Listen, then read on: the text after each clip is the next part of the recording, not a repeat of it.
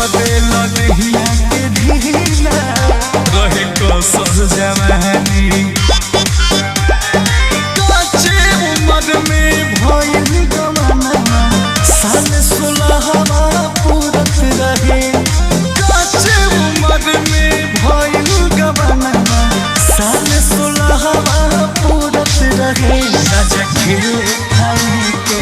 उम्र रहे अभी लड़का के कौन जरूरत रहे प्रिया खेले खाए के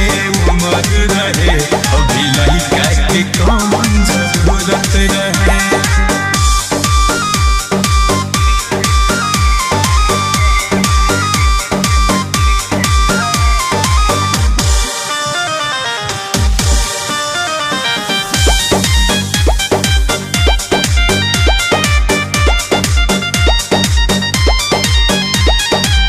बाप बने के सब खापन पुरैला हमरा के लड़को देखैला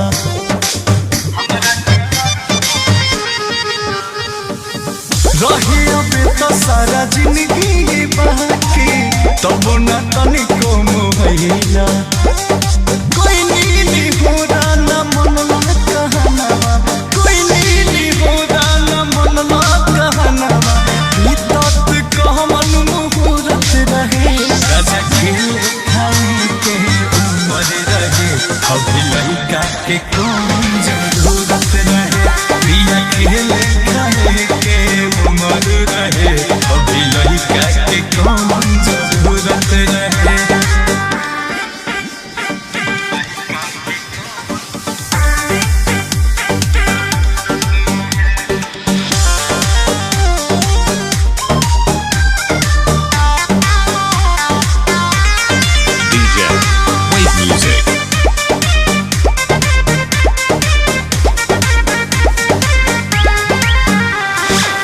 तोहरा के कहरी के लड़का संभाली अब ना भेटाई मजा पोसे पाले के जिम्मा हमारे कपारे दे दिला खुश राजा कटत रहे बोस ऐसे के जिंदगी कटत रहे बोस ऐसे के जिंदगी